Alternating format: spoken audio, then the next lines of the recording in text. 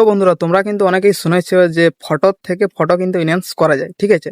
তো এখন থেকে তোমরা কিন্তু তোমার ভিডিওকে ইনহ্যান্স করতে পারবে। তো কিভাবে, চলো তোমাদেরকে আমি দেখিয়ে দিচ্ছি।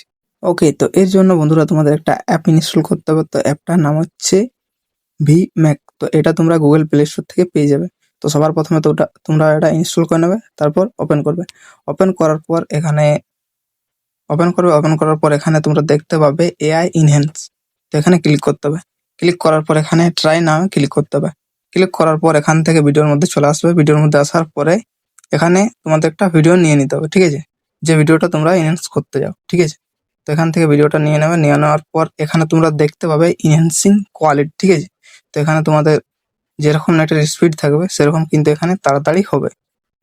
ওকে, তো যখনই তোমাদের 100% কমপ্লিট হয়ে যাবে তো এরকম চলে আসবে। দেখতে পাবে তোমরা এখানে বিফোর অ্যান্ড আফটার। তো এখানে এরকমভাবে টেনে নিয়ে আসবে বাঁদিকে, তারপর সেভে ক্লিক করবে। ক্লিক করার পর এখানে ডানে ক্লিক করে দিলেই তোমার যে ভিডিওটা ওটা কিন্তু গ্যালারিতে সেভ হয়ে যাবে। তো খুব সহজেই কিন্তু তোমার ভিডিও তুমি এনহ্যান্স করে ফেলতে পারবে। তো ভিডিওটা কেমন লাগলো অবশ্যই কমেন্ট করে জানাবে।